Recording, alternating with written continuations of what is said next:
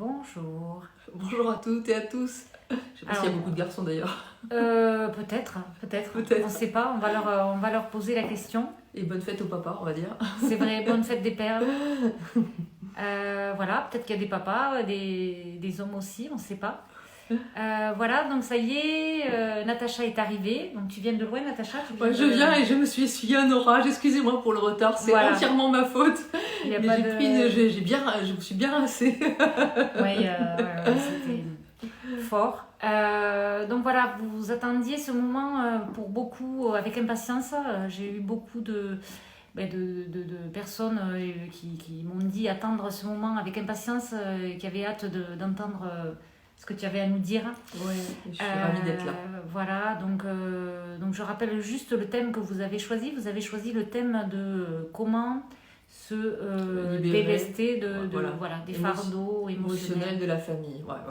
Liés aux parents. Liés aux parents, notamment. Voilà. Donc je vais laisser Natacha se présenter. Absolument. Alors, merci Nathalie de m'accueillir. Alors moi, je suis journaliste pour ceux qui ne me connaissent pas et journaliste spécialiste santé, environnement. Et dans ma vie, en fait, tout allait très très bien, sauf qu'à un moment donné, j'ai rencontré un certain nombre d'épreuves émotionnelles, justement, c'est le thème d'aujourd'hui, où je me suis retrouvée sans argent, sans boulot, en mode serpillière, genre je pleurais tellement au niveau familial, c'était la catastrophe. J'ai perdu ma petite sœur, j'ai eu une double hernie discale, j'ai eu 4 ans de descente un peu aux enfers. Ça a duré 4 ans. 4 ans pour que tu arrives... Mais c'est-à-dire de 2011 à 2015, c'est tous les mois, il y a un peu, c'est de plus en plus... Voilà, il y a quelque chose qui se rajoute, qui vient se rajouter. Voilà. Ouais. Je ne sais plus quoi faire, j'essaie de faire les choses traditionnelles et ça ne marche pas. Et je me souviens que j'ai interviewé des chamans, des guérisseurs, des médiums dans le cadre de mon métier de journaliste. Et ils ont partagé avec moi des techniques. Et des rituels chamaniques. Et je me dis, qu'est-ce que je risque à essayer? Je vais donc essayer et je vais les transformer en protocole pour, mon métier c'est les mots, alors je les transforme en protocole. Et puis, il y a des choses, ça va être instantanément. Et puis d'autres, ça va être plus de temps. En tout cas, de 2015 à 2016, ça va durer 1 an. Je me guéris de ma double hernie discale. C'est ça qui m'oblige en fait un peu. Parce qu'avec ton hernie discale, donc tu as été clouée au lit. Voilà, c'est-à-dire que debout, je hurle, assise, je hurle, allongée, je hurle. Quelle horreur! Non mais c'est l'horreur. Et en fait, en gros, il me fallait ça pour m'obliger à me rendre compte que je souffrais. Bon, parce que Natacha, il faut le dire, pour celles qui ne la connaissent pas vraiment, tu travailles beaucoup. Comme toi. Voilà, et donc tu es quelqu'un qui avance tout droit. Voilà. Donc ça, c'était terrible. Voilà. Et c'est un peu comme si l'univers s'était arrangé pour me dire, on va la clouer au sol, histoire qu'elle s'arrête, qu'elle se rende compte qu'elle souffre. Au secours. Au secours l'univers. C'est terrible. C'est vrai que quand on est comme ça, de ne pas pouvoir avancer, de ne pas pouvoir faire, c'est terrible. Voilà. J'ose même pas imaginer. Non, mais je le souhaite à personne. Voilà. Ouais. Et donc là, je mets en place cette technique et en 2016, ma vie est complètement changée, tout va mieux, c'est génial. Et mon mari me dit, partage dans un livre. Et là, je lui dis, mais tu sais, c'est peut-être un peu de la chance. Mon côté cartésien reprend le dessus. Voilà. Et puis en fait aussi ce que je peux dire, c'est que ce qui m'a interpellée chez toi, donc moi j'ai découvert Natacha sur YouTube, sur des vidéos, c'est ton côté donc cartésien. Voilà. Donc j'ai trouvé ça très rassurant. Je trouve que ça assied, ça appuie les choses. On ne se dit pas qu'on a affaire à quelqu'un de complètement barjot ou perché. Ou, non, là, on sent bien que tu es ancré dans le... Oui, et puis moi la science me rassure. J'avais écrit des articles, j'ai fait des films sur le réchauffement climatique, j'ai écrit des articles sur l'autisme, sur des maladies, la maladie catarrhale du mouton, les perturbateurs endocriniens. Voilà, le côté scientifique. C'est quelque chose qui me passionne. J'aime donc ça. Ça, c'est fabuleux. Pour ceux qui t'écoutent, c'est quand même super rassurant, je trouve. Voilà. En tout cas, c'est comme ça. Et la chose étonnante, en fait, c'est que quand je mets en pratique ces protocoles et que je décide de proposer des ateliers, assez vite, le corps médical vient. Et aussi rassurée par ce que tu viens de dire. Oui, mais ça, voilà.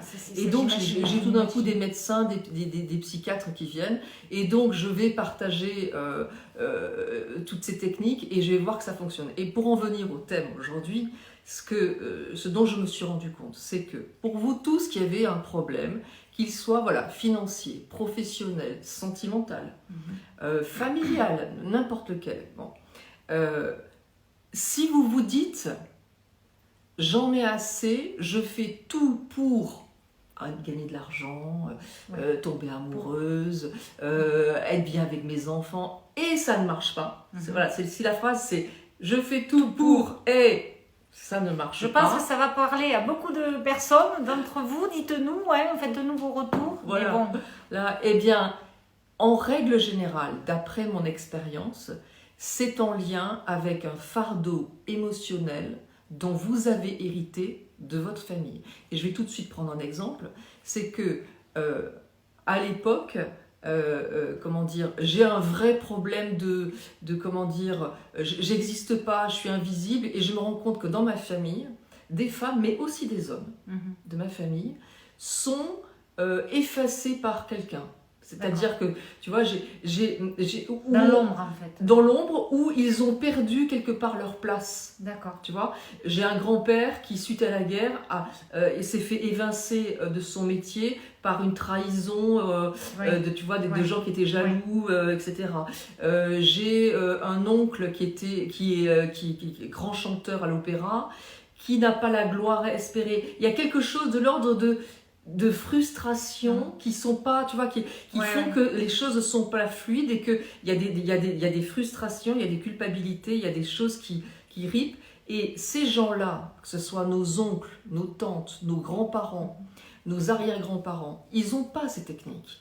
Donc parfois ils sont morts ou parfois ils sont encore vivants, mais avec toujours finalement ce poids de n'avoir pas réussi soit à faire le métier dont ils rêvaient, parce qu'ils ont été obligés de reprendre l'entreprise familiale, par exemple, tu vois, ils ont été obligés de se marier, par exemple, si on a une mère qui a été obligée de se marier, ou qui a choisi le premier venu, pour sortir du carcan familial qui était terrible, ça arrive, eh bien, elle a jamais été heureuse en amour, et nous on se dit, mais je trouve pas l'amour. Comment ça se fait? Eh bien, c'est un héritage qui peut, tu vois. Donc ça se transmet, en fait, on en hérite Alors, ça a été expliqué par l'épigénétique. C'est-à-dire qu'en fait, c'est une science qui a montré que quand quelqu'un vit une épreuve, ça s'inscrit dans notre ADN. Voilà. Et c'est transmis à la génération suivante, parfois à la génération d'après. Ça peut sauter une génération. Par exemple, imaginons qu'un enfant ait du mal à trouver du travail, je dis n'importe quoi. Bon. Eh bien, il faut chercher dans la famille qui aurait préféré ne pas travailler, par exemple. Qui était obligé de travailler, qui est éveillé, mais qui aurait préféré ne pas travailler. Ou quelqu'un qui n'a pas travaillé et qui aurait aimé travailler. Donc ça peut être dans un sens ou dans l'autre, en fait. Complètement. Absolument. Ça peut être quelqu'un qui, par exemple, a vécu des choses très dures dans son travail. Tu vois, si quelqu'un a connu le harcèlement dans son travail, par exemple, ou qui a ou une faillite, tu vois, une faillite professionnelle, une entreprise, eh bien, le grand-père, imaginons, il a été mis au banc de sa société, tu vois, et le fiston, pas nous. Mais notre fiston, ça saute une génération. C'est incroyable. Eh bien, ne trouve pas de travail. Eh bien, l'intérêt, c'est que nous, maman, ou nous, papa, s'il y en a qui écoutent, eh bien, en faisant les rituels dont je vais parler, eh bien, vous allez pouvoir non seulement vous libérer, mais libérer les gens avant et ceux après. D'accord. Donc, le meilleur moyen pour aider son enfant, finalement, à se libérer d'un fardeau émotionnel d'aujourd'hui, on va dire contemporain, que ça soit sentimental, financier, professionnel, c'est de voir, nous, si on n'a pas vécu des choses, et avant, s'il y a des choses qui ont été vécues. Par exemple, j'ai beaucoup de mamans qui me disent « Je ne comprends pas, mon fils ou ma fille ne sait pas ce qu'il veut faire plus tard. » Il y a une espèce de no futur, ils n'arrivent pas à se projeter, ils n'ont même pas d'idée de ce qu'ils ont envie de faire. énormément. Ouais, Bon, ouais, ouais. et bien très souvent, c'est en lien avec un fardeau émotionnel de l'ordre de ou fausse couche, ou interruption de grossesse, ou perte d'enfant très jeune, ou mort dont la personne ne s'est pas remise. Je t'explique, c'est que, en fait, imaginons que une grand-mère ait perdu un enfant. Oui. Bon, c'est vachement arrivé à Oui, l'époque. oui, oui, Bon. oui. On n'en parle jamais. Oui, c'est le problème, oui, c'est qu'on dit pas. On n'en À parle l'époque, jamais. On parle de rien. Voilà. Mais même nous, si on fait une IVG ou une fausse couche, c'est quelque chose, on ne parle jamais.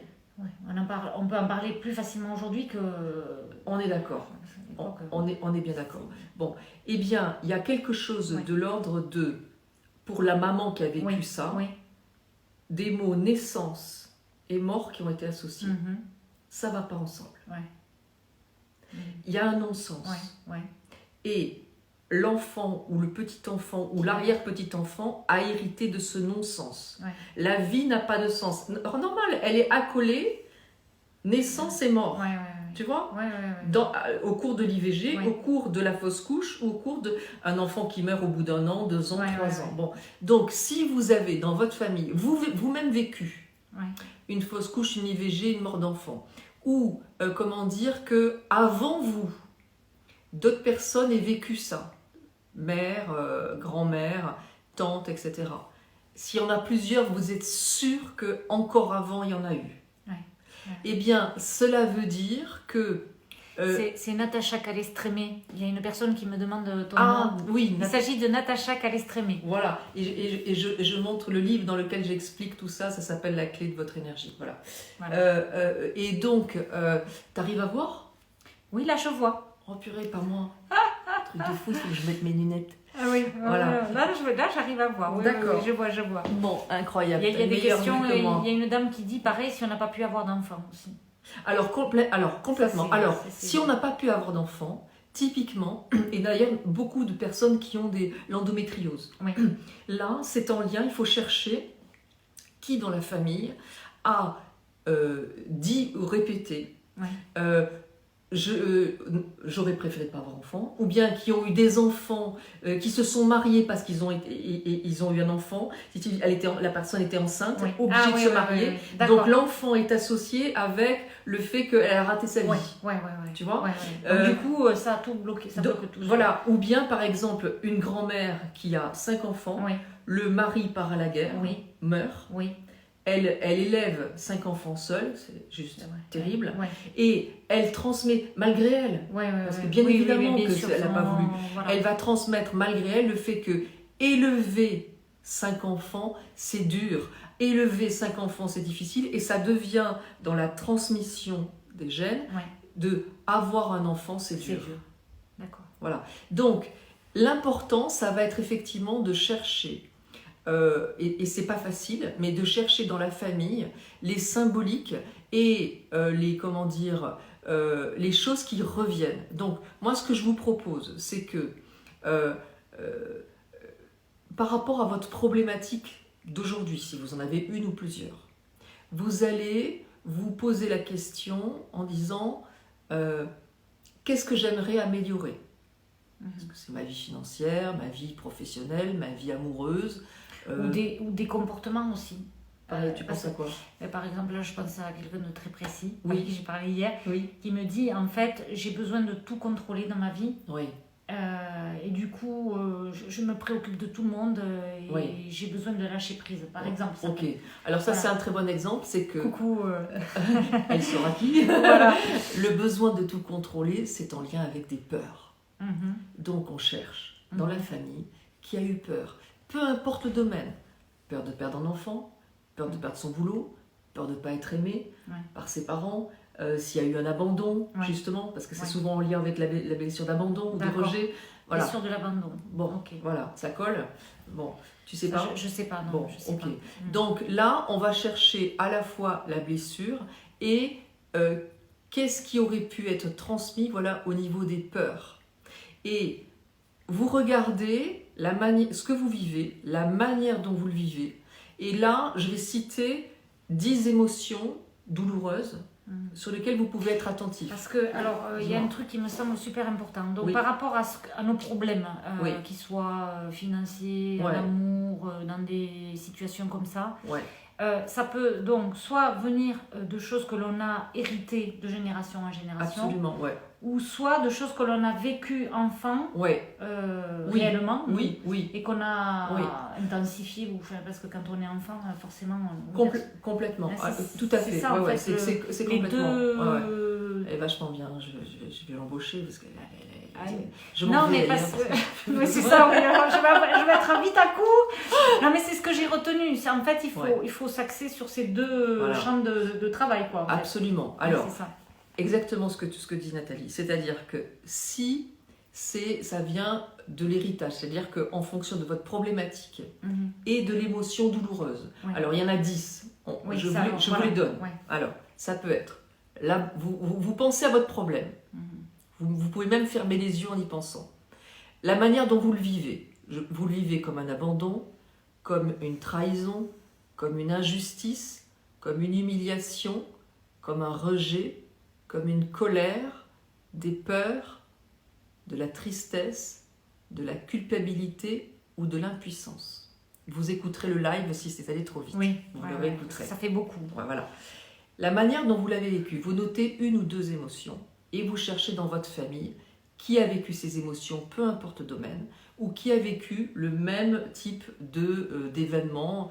Voilà. Si par exemple vous avez des peurs et que votre mère avait peur qu'elle se fasse peur de tout ou que son mari divorce, etc., ça suffit. Bon. Et on cherche la grand-mère, si elle a des peurs, etc. Et qu'est-ce qu'on fait? On va, dans un premier temps, faire des recouvrements d'âme. C'est le protocole 5 de la clé de votre énergie. Le recouvrement d'âme qui permet de refermer les blessures, parce qu'en fait j'explique dans le livre que dès qu'on vit une épreuve, on perd de l'énergie. Comme c'est pas le thème du truc, je développe pas, mais c'est important. Voilà. On va ensuite faire les recouvrements d'âme suite à un vol d'énergie avec toutes les personnes qui nous ont pris l'énergie, en commençant par nos parents. Voilà. C'est là que tout commence. Tout commence. Ils nous ont pris l'énergie comme nous on a pris l'énergie à nos enfants. Bien sûr, banalité son nom. C'est ça. Voilà. On s'en rend compte. Mais oui, forcément. Bien sûr. On sait bien qu'on ne fait pas tout bien dans l'éducation. À part toi et moi, bien sûr. Oui, voilà. Et vous, voilà, bien sûr. Non seulement on ne fait pas tout bien, mais en plus on fait plein d'erreurs et on va en faire d'autres. On le sait. Voilà, on va en faire d'autres. Donc, en allant, faire ce recouvrement d'âme suite à un vol d'énergie avec nos parents, on va en même temps dire dans ce protocole qui est le protocole 6 de la clé de votre énergie, tous les fardeaux qu'on ne veut plus porter d'eux. Si notre père a vécu de l'injustice et que nous, dans notre situation actuelle, on vit de l'injustice, on dit, papa, tu as vécu de l'injustice quand tu t'es fait virer de ton boulot, moi en ce moment je trouve pas de travail, ton injustice c'est pas la mienne, je m'en libère comme je t'en libère.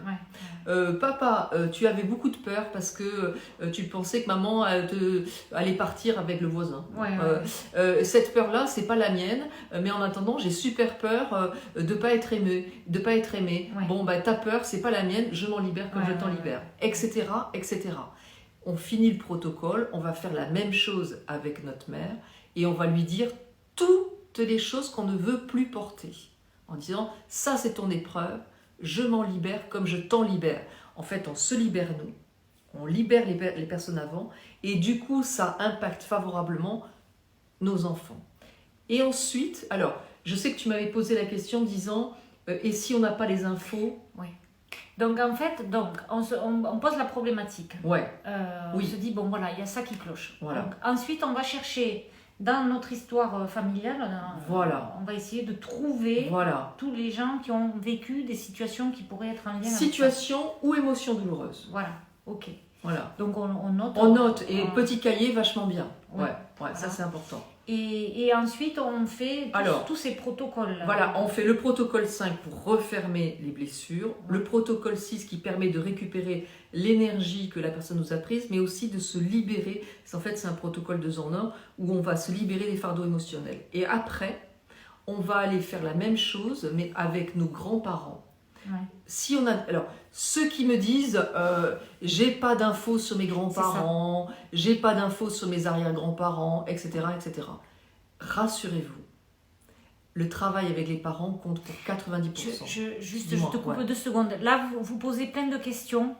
En fait, là, Natacha, ce qu'elle fait, c'est une présentation. Ouais, je vais répondre aux questions après. Et après, dès qu'elle a fait le tour pour que tout le monde puisse comprendre de quoi il s'agit, ensuite on répondra à vos questions parce que je vois qu'il y en a qui disent... Déjà pour Caroline, peut-on faire le protocole silencieusement? Au niveau de l'intention, Caroline, à voix haute ou dans la barbe, avec le masque à la limite. Voilà. À voix haute, c'est beaucoup plus fort. Parce que pourquoi? Ce que j'explique dans le livre, c'est que en fait, notre corps, il est constitué à 99% d'énergie et d'information. Et ces protocoles, ce sont des mots, donc de l'information, dit avec une certaine intention, une certaine énergie. Oui. Donc c'est pour ça que si on dit les choses à voix haute, eh bien c'est plus fort que si on le dit dans la tête. Si jamais je pense dans ma tête, maman, je ne veux plus porter tes peurs. Bon, je pense dans ma tête. Oui. Est-ce que ça a la même force que maman, tes peurs de tout, ce ne sont pas les miennes, je m'en libère comme je t'en libère. Vous voyez comment je dis les choses? Eh ben, ça a plus de force, ça touche plus fort ce qui me constitue et ça marche mieux. Oui. Voilà. Et tout le reste alors, puisque apparemment les énergies, on dégage des énergies, donc au moins si on parle en plus, voilà. C'est un peu ça. Hein. Voilà. Donc rassurez-vous, si jamais vous n'avez pas les informations pour grands-parents, arrière-grands-parents, eh bien, c'est que vous allez faire déjà avec vos parents, et déjà, c'est 90% du job. Et alors, le truc très, très rigolo, parce que je reçois beaucoup, beaucoup de témoignages, c'est que très souvent, j'ai des personnes qui me disent « J'ai fait les recouvrements d'âme avec mon père et ma mère. J'ai une cousine qui a pris contact avec moi, qui m'a donné une anecdote sur la grand-mère, qui match. » Il y a des informations qui viennent après les recouvrements d'âme. Donc, rassurez-vous, les choses viennent. Et si elles ne viennent pas, c'est que vous n'en avez pas besoin. Donc, faites le job avec les recouvrements d'âme, nettoyez les liens de souffrance pour ne plus porter les fardeaux émotionnels, et ça va aller mieux. Et pour rejoindre ce que disait Nathalie, après, il faut effectivement se pencher sur la petite enfance, voir ce qu'on a vécu, pour pouvoir nettoyer ce qui nous a blessés, parce que très souvent, on est, et puis les femmes en particulier, ultra douée pour appuyer sur la pédale de frein à cause de quelle culpabilité. Tu vois, je mérite pas d'être heureuse, je mérite pas le bonheur, je mérite pas l'amour, je mérite pas... Je me souviens d'une jeune femme qui m'avait dit « J'arrive pas à trouver l'amour, mais ma mère, sans doute avait raison, elle me disait que j'étais pas aimable. » Tu vois, pas aimable, pas digne d'être aimée. Ça suffit, tu vois, ça reste comme une injonction parentale. Et après, du coup, on se dit, je suis pas digne d'être aimée. Ça suffit. Donc en fait, ça peut être des mots, des phrases qu'on a entendues de nos parents et qui vont avoir des répercussions parce qu'on va les percevoir de manière décuplée ou par exemple, imaginons vos parents se sont disputés, enfin étaient en divorce. Vous prenez parti pour votre mère à un moment donné. Le père dit « Oh, ben toi, de toute manière, t'es du côté de ta mère. » Et en gros, vous comprenez, parce que vous êtes petite, qu'il ne vous aime plus. Ça suffit. Ça suffit à se dire mon papa m'aime pas et donc les hommes m'aiment pas. Voilà. Donc, et là, ça va être le protocole 9, le protocole de consolation, qui est un protocole en fait qui permet de revisiter le passé, où on va finalement invoquer grand nous et petit nous, par exemple, grande Nathalie, aujourd'hui, 35 ans donc. C'est ça. Hein, et moi je n'ai 36. Voilà. Hein, c'est d'accord.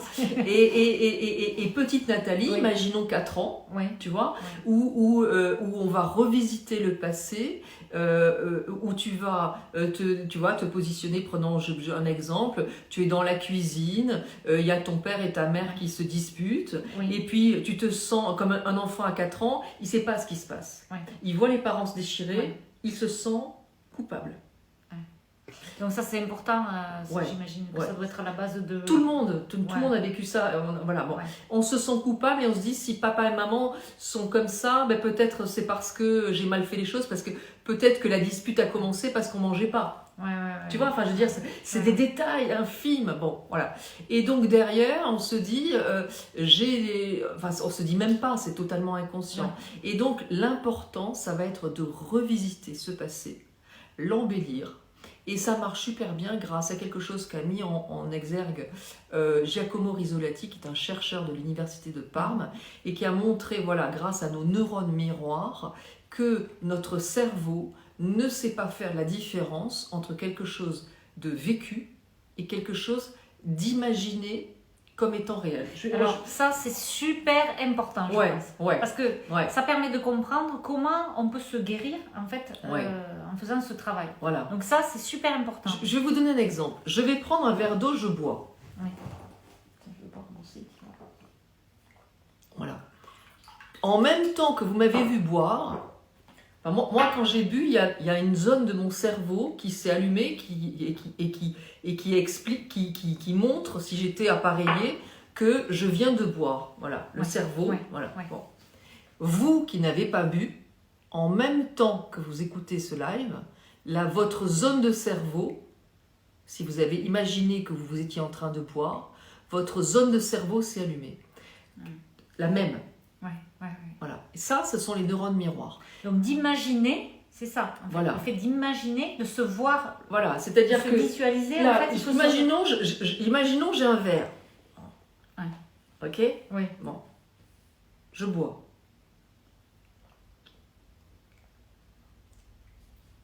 Dans mon cerveau là, la même zone s'est allumée que quand je buvais. Parce que j'ai imaginé que je buvais. Donc, le tout, c'est de s'imaginer. C'est de se voir. C'est juste de se projeter. On va imaginer que, par exemple... La projection. Voilà, et pour reprendre l'exemple de la cuisine, eh bien, on va imaginer le père et la mère qui sont là, avec petite Nathalie ou petite Natacha, 4 ans, grande Nathalie, aujourd'hui 35 ou 36 ans. C'est ça, c'est exactement ça. Et avec nos ressources de maman ou avec nos ressources d'adultes, parce qu'on peut faire ça à 24 ans, 20 ans, ça n'a pas de problème, eh bien, on va s'inviter dans la scène et faire en sorte d'imaginer quelque chose de différent.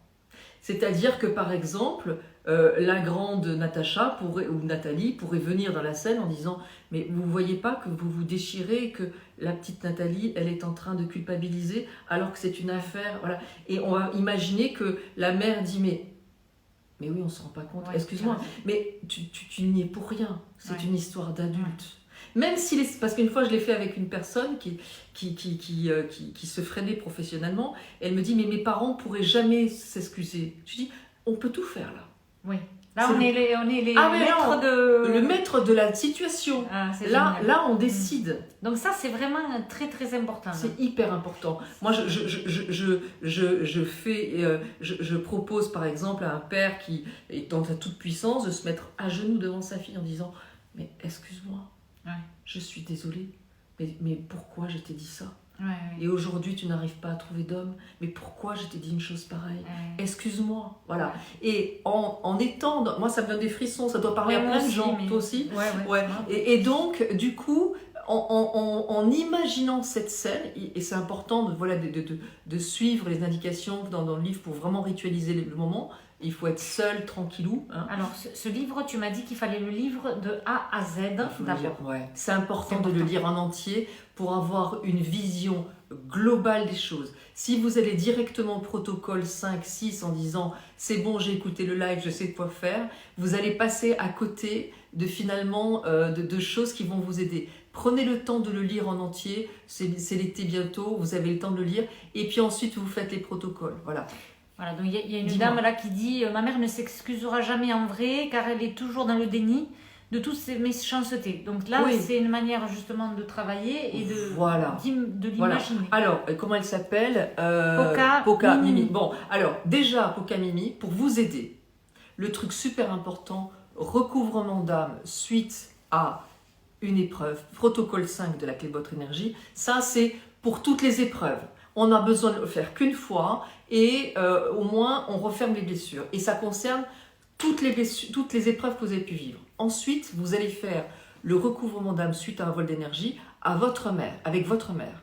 Et là, vous allez lui dire, vous allez vider ce que vous avez sur le cœur en disant ta méchanceté, tes horreurs, ton côté toxique, c'est terminé, je veux plus le vivre, c'est l'horreur, etc. Et on peut sans doute dire que tu as agi comme ça, maman, avec moi, parce qu'il y avait beaucoup de colère non exprimée. Très souvent, c'est ça. Ou peut-être tu as vécu des choses horribles. Ce que c'est ton épreuve, c'est pas la mienne. Je m'en libère comme je t'en libère. Et vous allez vous libérer de... Et c'est important de faire ce recouvrement d'âme avec le parent toxique avant, pour commencer à prendre du recul. On fait les protocoles, on les refait au bout de 3 semaines, 1 mois. Et quand on les a fait, ça a infusé à l'intérieur de notre corps, qu'on se sent, voilà, les choses commencent à évoluer à l'intérieur, c'est à ce moment-là qu'on va faire le protocole 9, qui est donc ce protocole de consolation, où vous allez inviter vous-même aujourd'hui avec vous petites, pour pouvoir revisiter et embellir le moment. D'accord. Là, il y a une personne, c'est Simur 59, qui dit si les parents sont morts, ça ne fait rien. Alors, non seulement ça ne fait rien, mais ça marche encore mieux. Merci pour cette question, c'est essentiel, parce qu'on fait ces protocoles tout seul.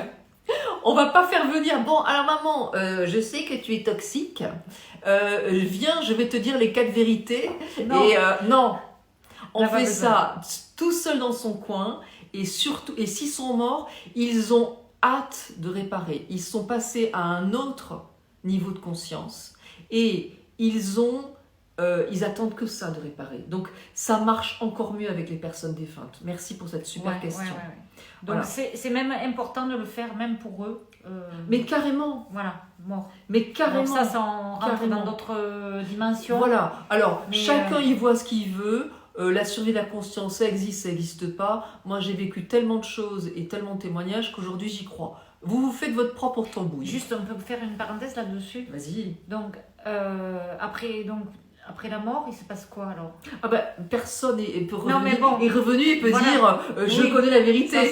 Moi, je ne sais pas. Mais voilà.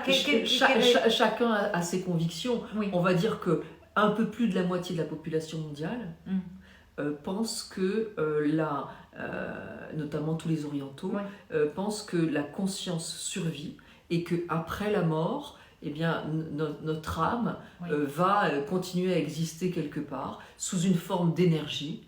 Et certains qui croient à la réincarnation, et pensent que... Mais il y a toujours, réincarnation ou pas, il y a toujours une partie qui est accessible. De l'âme. Voilà, une partie de l'âme. Et voilà, donc...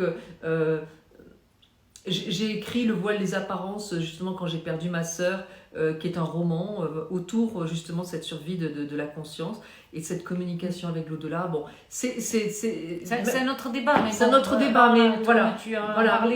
Même la science et notamment les psychiatres et des médecins se sont penchés sur la question. Oui. Et il y a des choses que la science ne peut pas expliquer. Mais on ne peut pas le prouver. C'est passionnant tout ça. Merci d'être là. Merci de ton invitation.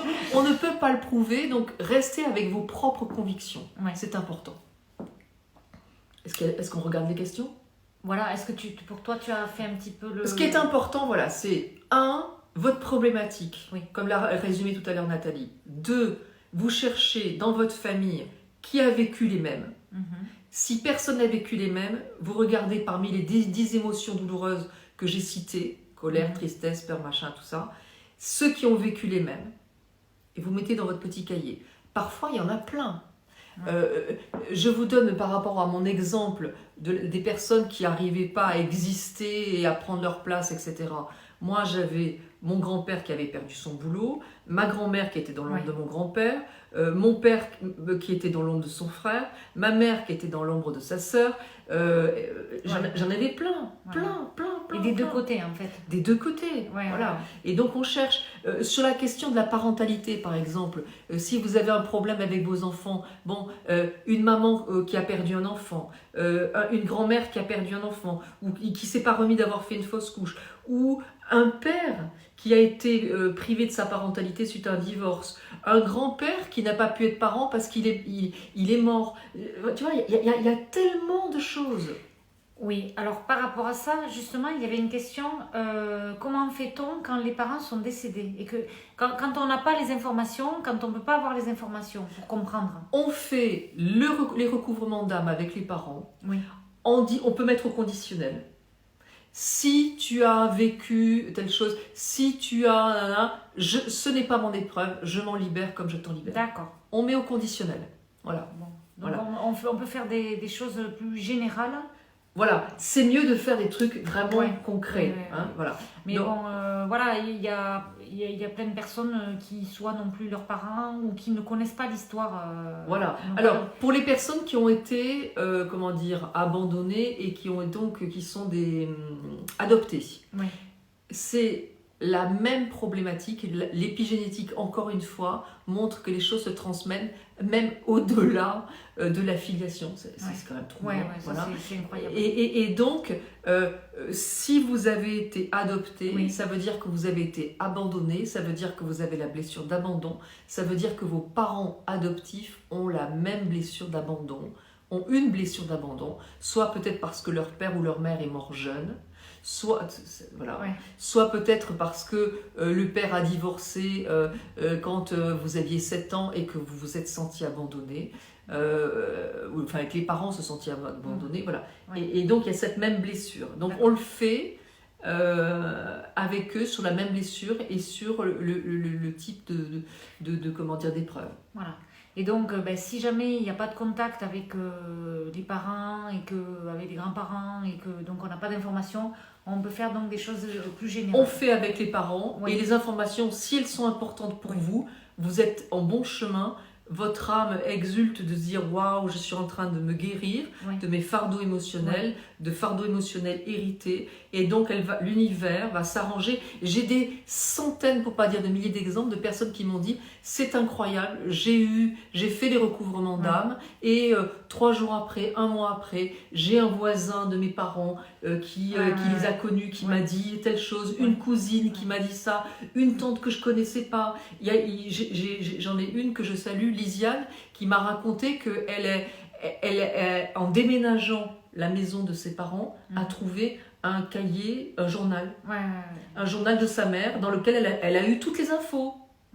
Donc après, suite à ce début de travail, il y a des choses qui viennent... Qui vont se décanter, qui vont partir. Et là, vous pouvez vous pencher sur votre enfance et revisiter les moments de votre enfance difficiles avec le protocole 9 pour vous libérer de vos propres fardeaux. Voilà. Et donc là, si vous voulez, maintenant qu'on a généralisé, on peut répondre à vos questions. Voilà. Alors, dans ma famille, ce sont des secrets de famille qui ont été dévoilés lors du décès des personnes concernées. Fille cachée pour ma grand-mère, mère abusée dans son enfance par un beau-père violent. Ok, alors, très bien, au secours. Je me comprends. Voilà, alors là, si vous avez une colère non exprimée, qui peut s'exprimer sur des problèmes de peau, des problèmes d'estomac, etc., ta colère n'est pas la mienne, je m'en libère comme je t'en libère, avec la personne en lien.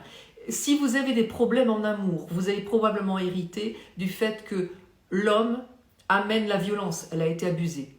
On va faire le recouvrement d'âme avec cette personne en disant la violence que tu as vécue avec l'homme, ça t'a mis une croyance limitante.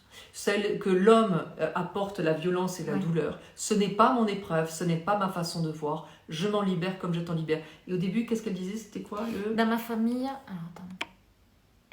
Parce qu'il y en a plein. Alors... Dans ma famille, ce sont des secrets de famille qui ont été dévoilés lors du décès des personnes concernées. Voilà, d'accord. Donc, et après, donc juste après, il y avait... Fille cachée pour ma grand-mère. Alors, fille cachée, donc ça c'est vachement intéressant. Fille cachée, il y a quelqu'un qui n'a jamais existé. Il y a quelqu'un qui n'a jamais trouvé sa place. Il y a quelqu'un qui n'a pas été reconnu à sa vraie place de fille. Si vous avez un problème de reconnaissance dans votre métier, dans votre profession, auprès de votre sœur, de vos frères, de votre famille, on ne m'adresse pas la parole. Dans votre couple, on voit que votre mari, on ne vous voit pas vous. Eh bien, vous avez hérité de cette personne-là, et là, vous nettoyez les liens de souffrance avec cette fille non reconnue en disant le fait que tu n'aies pas été reconnue, eh bien, moi, je le vis aussi sur le plan professionnel, je m'en libère comme je t'en libère.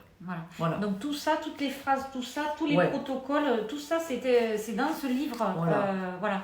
Si vous lisez le livre de A à Z, j'ai bien retenu la leçon.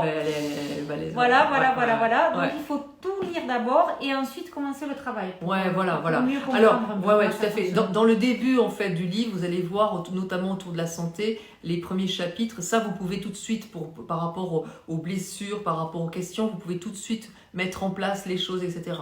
Mais prenez effectivement le temps de lire le livre en entier, c'est mieux. Alors après, quelles sont vos questions? Moi, grosse colère et tristesse quand ma mère a dit d'éteindre mon père sans que je puisse lui dire au revoir et lui parler. Ok. Alors là, typiquement, tristesse et colère, il va falloir chercher dans votre famille qui a vécu de la tristesse suite à la mort de quelqu'un, suite au fait qu'elle n'ait pas peut-être eu la vie qu'elle voulait, qu'elle n'ait pas fait le métier qu'elle voulait, qui a vécu des colères non exprimées ou a vécu de la violence et donc a vécu ses colères, et faire les protocoles de libération, soit les recouvrements d'âme, soit nettoyer les liens de souffrance. En fait, si vous voulez, si ce sont vos parents, vous faites recouvrement d'âme, donc c'est le protocole 6, dans lequel vous dites ce que vous voulez plus porter, et si ce sont des grands-parents, ou des personnes que vous avez peu connues ou pas connues, là, ça ne sert à rien de faire un recouvrement d'âme parce qu'ils ne vous ont pas pris d'énergie. Vous faites juste un nettoyage des liens de souffrance et là, c'est le protocole 7, les amis. Protocole 7. Voilà, on nettoie les liens de souffrance. Voilà. Alors, et quand on ne sait pas d'où vient notre colère, donc là, il faut chercher. Et bien là, typiquement, s'il n'y a pas un truc de l'enfance qui montre cette colère, elle est héritée. Donc merci pour cette question. Et là, vous allez chercher qui a été en colère ou qui a eu un problème de colère non exprimée. Chez les gens, la colère, elle s'exprime sous des douleurs au niveau de l'estomac, des maladies de peau, des choses, des besoins de contrôle aussi. Et c'est de la colère non exprimée. Donc vous cherchez les personnes qui ont été violentées, frustrées, qui n'ont pas pu s'exprimer. Voilà. Il y en a forcément. Il faut interroger les parents quand c'est possible, les histoires. Et si jamais on est un peu curieux parce que on ne pense pas forcément à raconter des choses, surtout qui peuvent paraître anodines ou passées. C'est ça. Mais en fait, c'est important d'avoir le maximum d'infos. C'est super important. Et si vous ne savez pas, au pire, vous faites au conditionnel. Il est possible que tu aies vécu de la colère quand ta mère t'a mis en pension et que tu n'avais pas ton mot à dire et que tu avais 9 ans. Alors que tes frères sont restés à la maison, je dis n'importe quoi. Eh bien, cette colère-là, ce n'est plus la mienne. Je m'en libère comme je t'en libère. Voilà. Super important. Peut-on revenir sur le no-future de nos enfants et le lien avec les IVG? Alors tiens, je vais dire un truc que j'avais amené. C'est important cette question parce que ça c'est pas dans le livre, c'est dans mon prochain livre qui va sortir le 13 octobre. Alors comment il s'appelle ce prochain livre? Je peux pas le dire. Non. J'ai interdiction formelle d'en parler par mon éditeur parce que à cause de la concurrence. Il sort le 13 octobre, c'est pas tout de suite, mais on en parlera. Il sort le 13 octobre, le prochain livre. Voilà. Génial.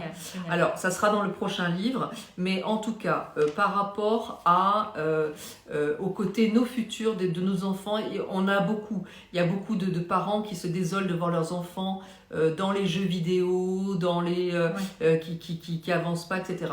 Déjà, je fais un petit aparté par rapport à ça. C'est que très souvent, nous c'est du chinois les jeux. On ne sait pas trop, ça n'a pas été notre voilà. Et donc finalement, quand on voit nos enfants jouer, on se dit c'est des bons à rien, ils font rien, machin, etc. Bon.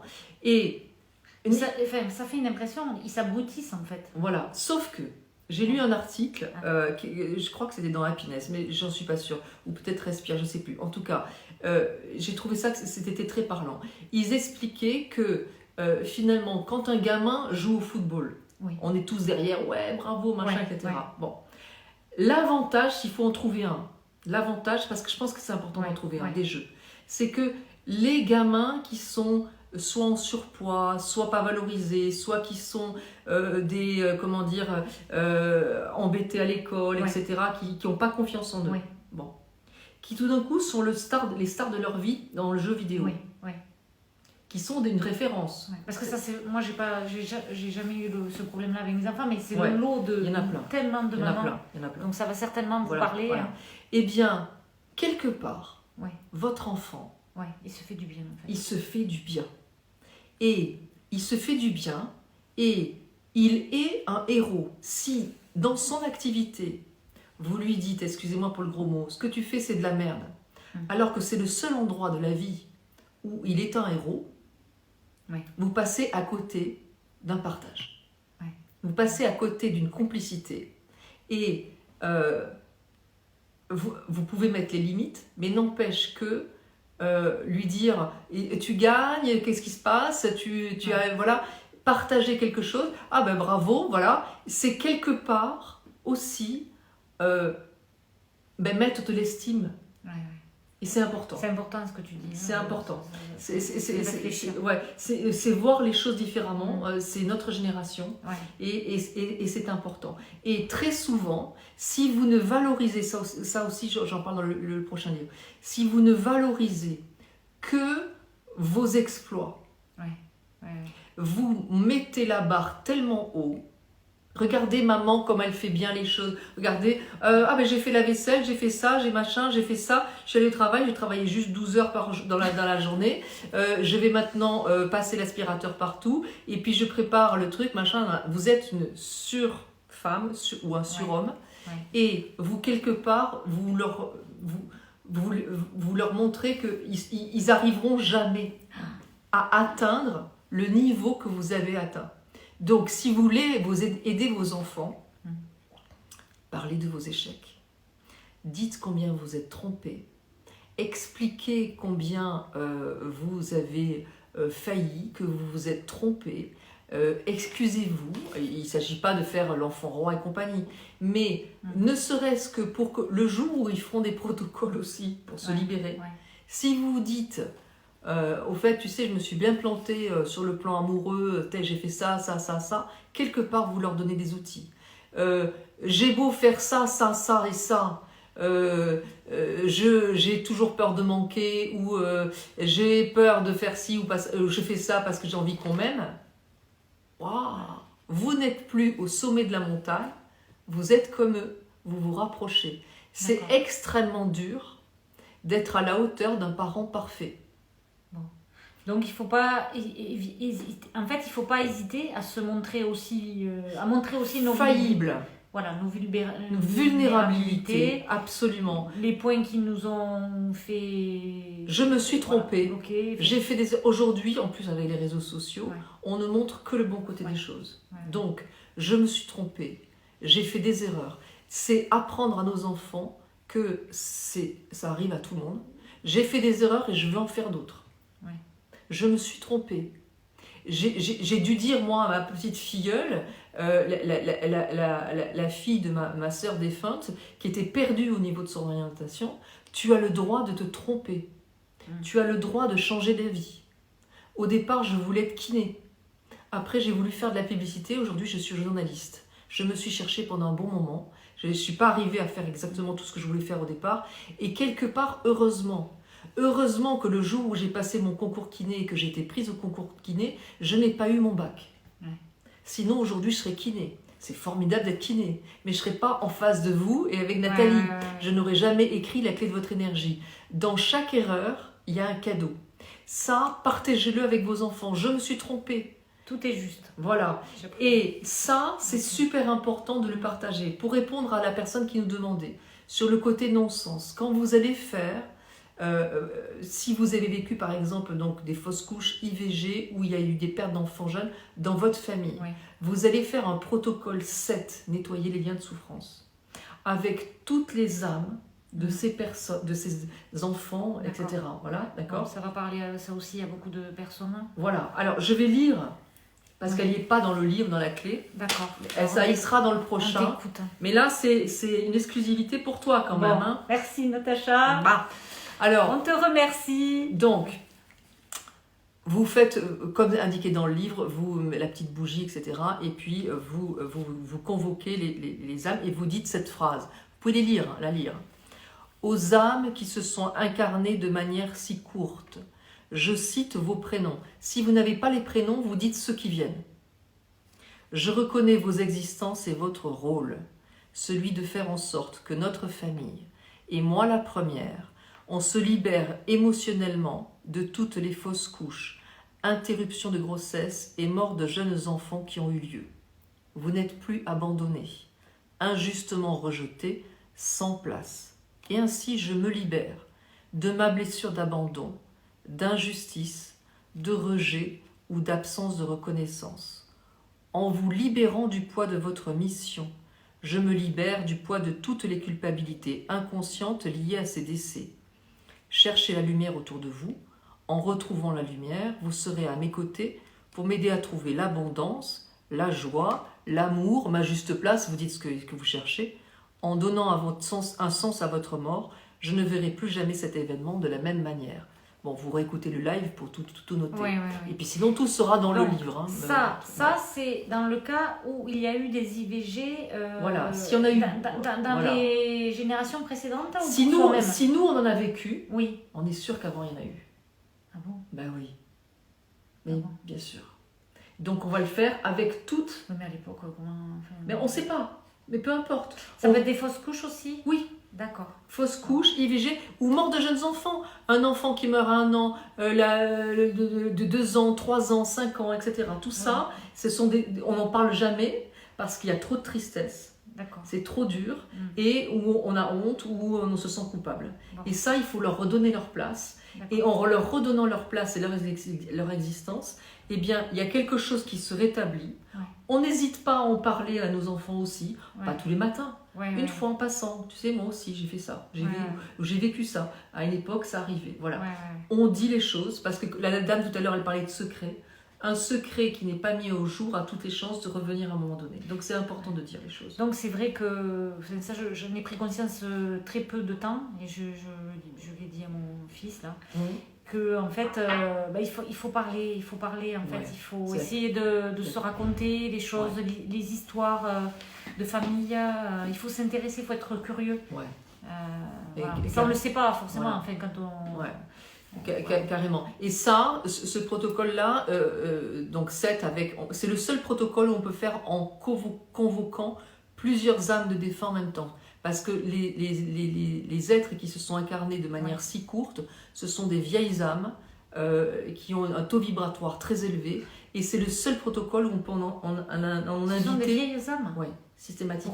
Parce qu'en fait, elles ont choisi de venir s'incarner de manière très courte, en fait, pour indiquer qu'il y en a eu d'autres avant. D'accord. Et qu'il faut nettoyer tout cet héritage pour redonner la place à tous ces enfants morts-nés. Voilà. Et donc, en faisant ça, en fait, ce sont des âmes qui ont un niveau vibratoire très élevé. Et c'est terrible de dire ils ont choisi de mourir. Mais c'est le cas. D'accord. Voilà. Enfin, c'est ma croyance. Chacun il voit ce qu'il veut. Mais moi, quand j'ai perdu ma sœur, elle avait 44 ans, elle avait toujours dit à ma mère, je sais que je partirai tôt.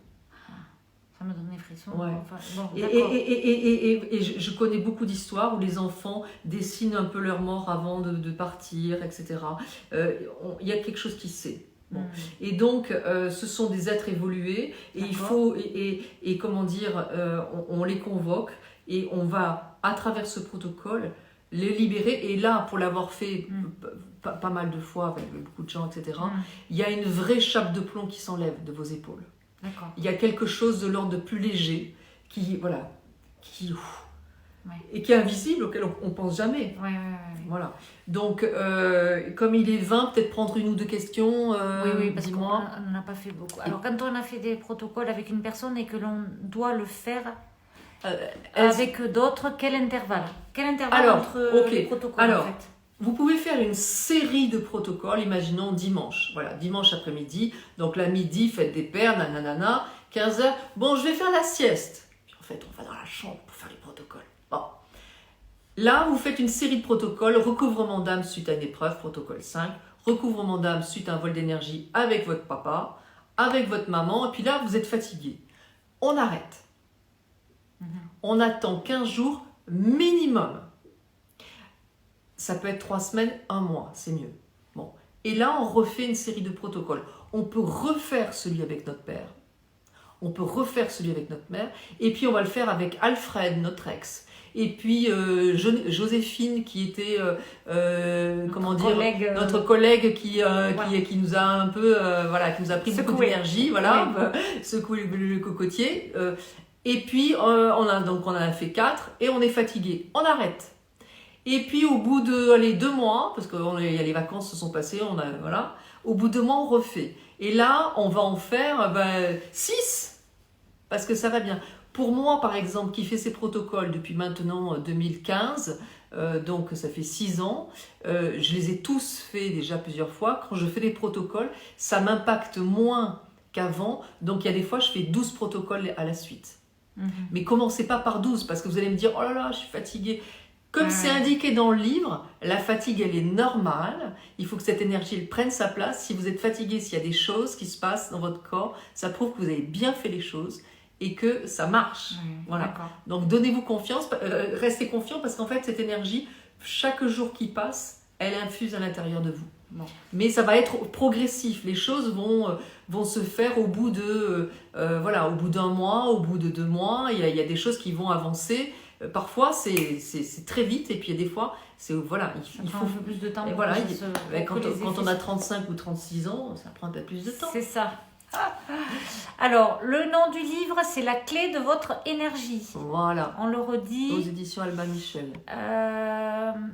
Merci, je vais acheter le livre. Je comprends mieux que vous soyez rencontrés toutes les deux. Trop mignon. Oui, nous aussi, on a pensé que c'était évident. Voilà, on a compris aussi. Ouais. On n'a pas bien vu le livre, c'était à l'envers. Donc, il s'agit, le titre, c'est Les clés. La clé de votre énergie. 22 protocoles pour vous libérer émotionnellement. Alors, bonjour. À la suite des protocoles, un oiseau tape dans ma fenêtre tous les jours. Il y a un lien? Alors, oui, il y a quelque chose qui... il y a quelque chose... Ce qui serait bien, c'est de voir à quoi vous pensez quand l'oiseau tape sur votre fenêtre.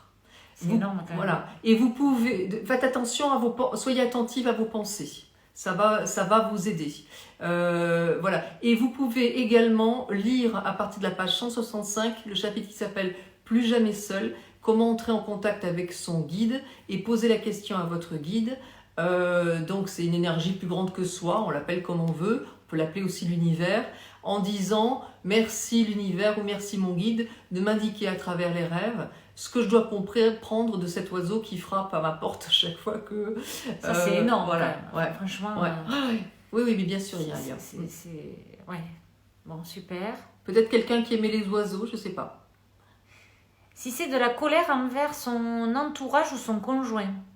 Eh bien, c'est pareil. C'est pareil. C'est-à-dire que cherchez la colère que d'autres personnes de votre famille ont vécue avant vous, pas avec vous, mais avant vous, avec d'autres personnes, et libérez-vous de leur colère. Voilà, ok. Est-ce que le sentiment d'aigreur est une forme de colère? Aigreur, oui. Il y a quelque chose de l'ordre de la frustration. Colère, oui, c'est sûr et certain. Et puis, impuissance, voilà. C'est colère et impuissance. Qui s'est senti impuissant, qui s'est senti en colère et qui n'a pas exprimé sa colère dans votre famille? Cherchez. D'accord. Ma demi-sœur et ma belle-mère m'ont évincé de voir mon père et m'ont caché la mort de mon père. Wow. Je n'ai pas pu lui dire au revoir. Alors, vous lui dites au revoir aujourd'hui, vous allumez une petite bougie, vous mettez une photo peut-être si ça vous aide à côté. Vous lui dites exactement tout ce que vous auriez aimé lui dire. Il va le recevoir comme s'il était près de vous.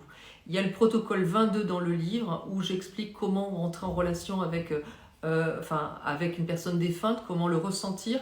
Eh bien, vous allez partager ce que vous avez sur le cœur, lui dire, et je n'ai aucun doute sur le fait que vous aurez probablement de l'émotion, que vous en avez peut-être déjà, que vous avez peut-être des frissons, et que votre papa sera là à vos côtés à ce moment-là, et chaque fois que vous pensez à lui, il est à vos côtés. Soyez-en sûrs. Bon, génial, c'est bien. Il faut vraiment lire ce livre, c'est trop bien, bon. La clé de votre énergie, Natacha Calestrémé, c'est bien, elle travaille pour nous, elles sont géniales, écrites. Elles sont bien, elles sont super. On a toujours tendance à minimiser les épreuves. Oui, bien sûr. Alors ça c'est important. Oui. Les personnes qui minimisent Oui. les épreuves, je suis comme ça. Un peu moi aussi. Voilà. je pense. Blessure d'injustice, les amis. Ah bon? Blessure d'injustice, c'est-à-dire qu'on est injuste envers soi-même et qu'on dit j'ai pas mal, tout va bien, tout va bien, tout va bien. Grave. C'est pas grave, tout va bien. C'est pas grave. Donc là, c'est la blessure d'injustice. Vous l'allez donc chercher qui a vécu de l'injustice sans forcément demander à vos parents le truc, mais voir comment vous imaginez. Voilà, est-ce que ma mère a vécu de l'injustice dans son couple? Est-ce que ma mère a vécu de l'injustice sur le plan de l'argent? Est-ce que ma mère a vécu de l'injustice vis-à-vis de sa mère ou de ses frères et de ses sœurs, etc., etc. Voilà. Pareil avec le père. Les grands-parents. Ma grand-mère s'est mariée, 2 mois après, elle était veuve parce c'est de l'injustice. Eh ben, on nettoie les liens de souffrance avec la grand-mère. D'accord, donc l'injustice. Okay. Voilà. Donc ça, c'est une question importante. C'est marrant, j'ai l'impression d'entendre ma psy, ça fait un bien fou. Ah bah c'est gentil. Merci. 13 octobre, mais c'est dans 100 ans. Oh, oui, j'adore. C'est trop chou. C'est trop chou. Ça, c'est Nikita, trop mignon. Est-ce que cette dame a un Insta? Oui, bien sûr. Oui, Natacha Calestreme, Calestreme. Voilà, je vous mettrai en story tout à l'heure la photo du livre avec le lien vers l'Instagram de Natacha. Ouais, super. Je suis même sur Facebook comme toi. Voilà. Ouais. Oui, il y en a une qui répond avec le lien, tu vois. Ouais. Donc, et d'ailleurs, s'il y en a qui veulent, je suis à Versailles le dimanche 27 pour Lise Bourbeau, vous la connaissez, peut-être les 5 blessures qui empêchent d'être soi-même. C'est une grosse conférence à Versailles, dimanche 27, il y a 14h et 20h. Et à Marseille, toi qui vas souvent, le 4 juillet, j'avais indiqué c'est le 3, mais en fait c'est le 4, c'est dimanche 4 juillet, pareil, 14h et 20h. Donc je suis invitée Lise Bourbeau. Je vais être en conférence, mais ça va être passionnant. Ouais, ça va être super. Ça va être rediffusé de toute façon. Je pense pas. Non, là, pour le coup c'est présentiel. Voilà. À Paris, c'est quand? Paris, c'est le week-end prochain, dimanche. Ça va pas être possible. C'est dommage. Et Marseille le week-end encore d'après, dans 15 jours. Voilà. Et vous pouvez trouver les inscriptions. Je l'ai noté sur mon Instagram, mais en faisant Lise Bourbeau, horaire, vous pouvez vous inscrire. Voilà. Donc ça va être sur les blessures qui empêchent de vivre. Alors elle c'est autour des blessures, c'est son domaine. Elle est très connue pour ça. C'est une femme géniale. Elle a 80 ans, mais elle a une pêche incroyable. Et puis elle a 3 invités. Christophe Hague, Marion Kaplan et moi-même, et on intervient 20 minutes, 30 minutes pour parler de nos domaines de prédilection et de notre domaine de travail. C'est génial, c'est super. Enfin, une conférence en présentiel. C'est bien, ça, la vie reprend. Et ça s'arrête pas au bout d'1 heure, le Insta maintenant? Je sais pas. Non. Alors là, je sais pas combien de temps on a combien... Ah ben oui. Oui, quand juste, on regarde juste s'il y a... Ouais. Ou à l'inverse, quand une maman se sous-estime. Oui, quand une maman se sous-estime, forcément, derrière, nous, on a un mal fou à avoir de l'estime de soi-même. Bien sûr. Ouais, complètement. Ça me parle, ça tient. Nos failles renseignent davantage que nos exploits. Bien sûr, nos enfants. Bien sûr, pour nos enfants.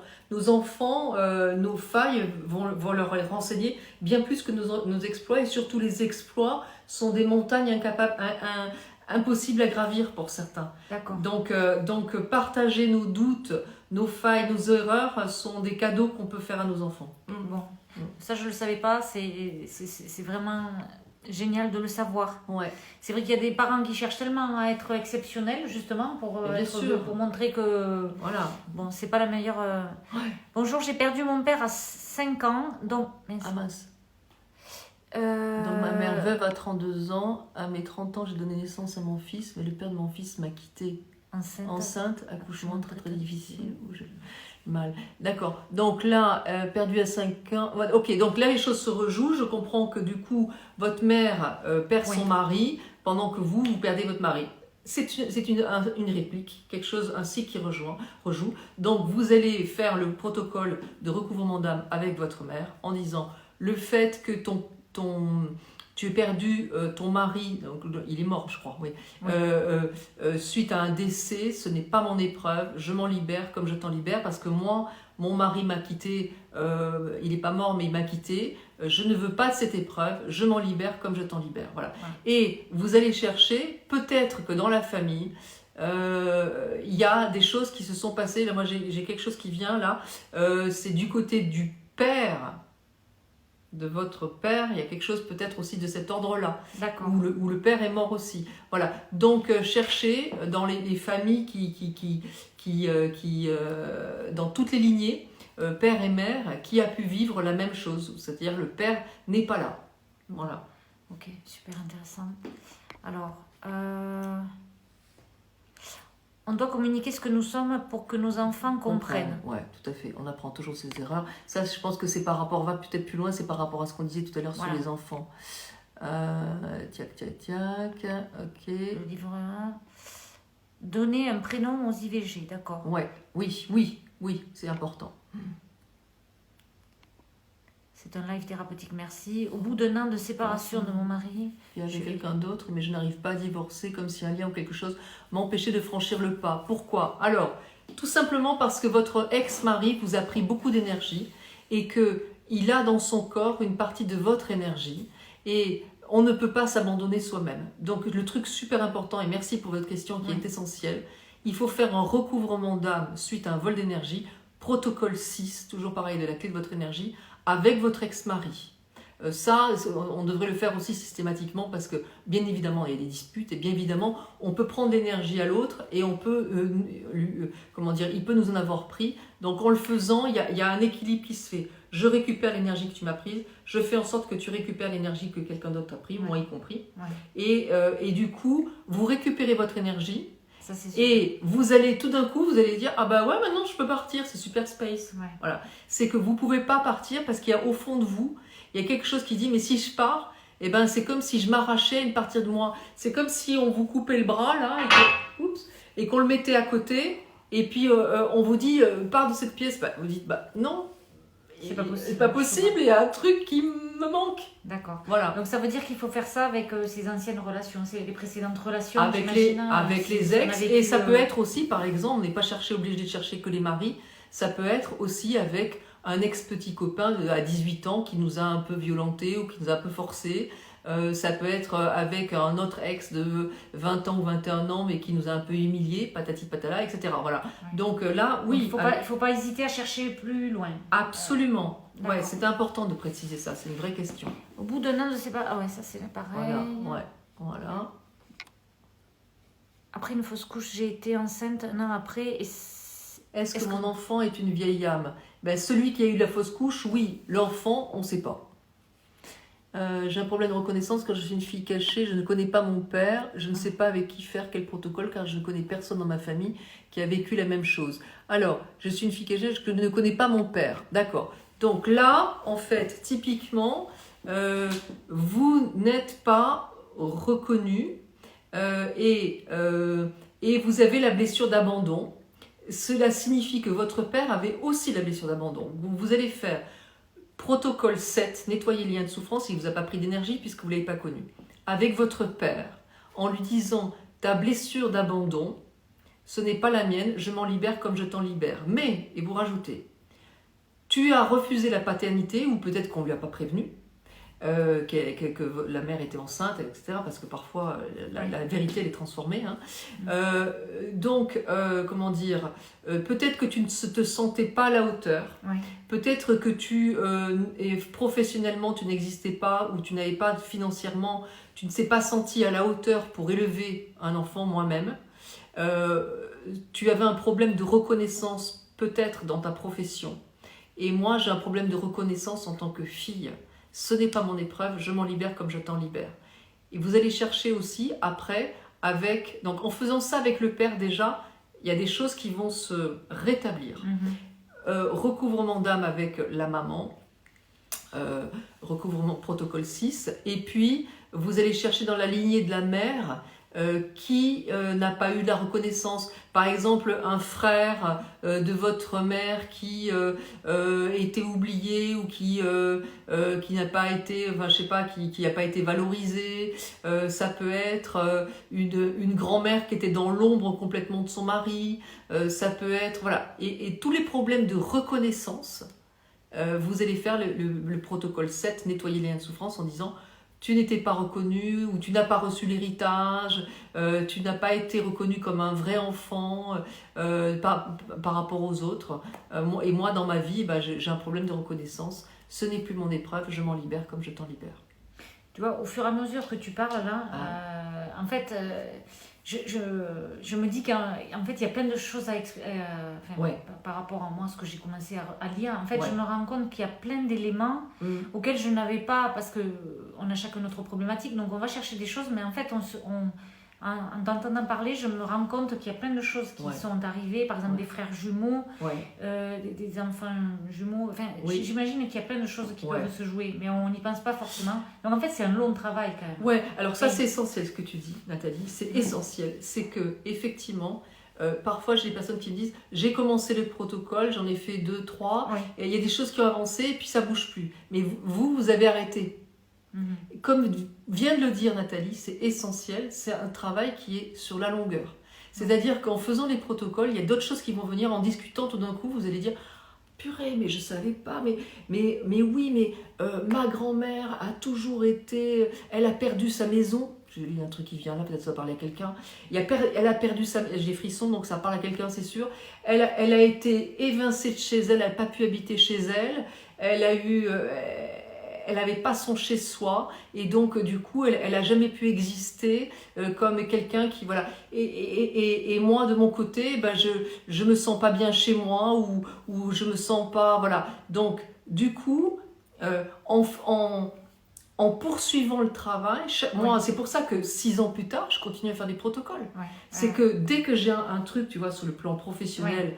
n'importe, financier, un projet qui ripe quelque chose, un truc qui va pas. Ça vient nous rappeler en fait qu'il y a quelque chose qui n'est pas réglé. Qui demande à être... Et du coup, je dis, merci la vie, ok, bon, il y a un truc, comment je le vis, de l'injustice, ouais, ok, bon, on va chercher l'injustice. Alors, mon grand-père, qui a vécu l'injustice, ah oui, avec ça, ma grand-mère, oui. C'est pour ça, quand je vous disais, j'en fais 12, parce que la liste, elle peut être super longue. Voilà, donc il faut noter et se dire, voilà, et vous, vous aidez votre famille, vous aidez vous et vous aidez votre descendance. C'est juste... Bon, voilà. Allez, la dernière question. Allez, après, on se quitte. Voilà. Est-ce que vous faites des consultations personnelles? Bon, je te pose la question parce que sinon tu vas recevoir, je pense, beaucoup de messages. Alors, je vais proposer des ateliers bientôt, voilà, des ateliers en ligne où vous pourrez, voilà, sur différentes thématiques. Donc, regardez sur mon site www.natachacalestremé.fr. Soyez patients parce que je reçois des tonnes de messages. Et je vais proposer des ateliers bientôt qui sont en petit comité, accessibles et où on met en pratique les choses. Voilà. Bon, ok. Voilà. C'est bon. Donc, parce qu'il y a le livre, ça c'est une bonne chose. Je pense qu'il faut le lire, le relire. Bon, après, c'est sûr qu'il y a des ateliers, ça peut quand même être... Voilà. Et puis, n'hésitez pas à faire les choses entre vous. Et puis, j'ai beaucoup de personnes qui, par exemple, le donnent leur livre, enfin le prêtent à leur thérapeute en disant « j'aimerais bien faire ces protocoles avec vous, etc. » Et ça, c'est formidable. Et je vais...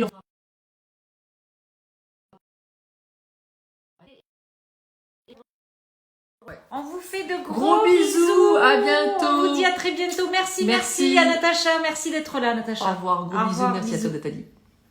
Alors, moi je ferme là, je sais plus. Oui, attends, je sais plus. Terminé.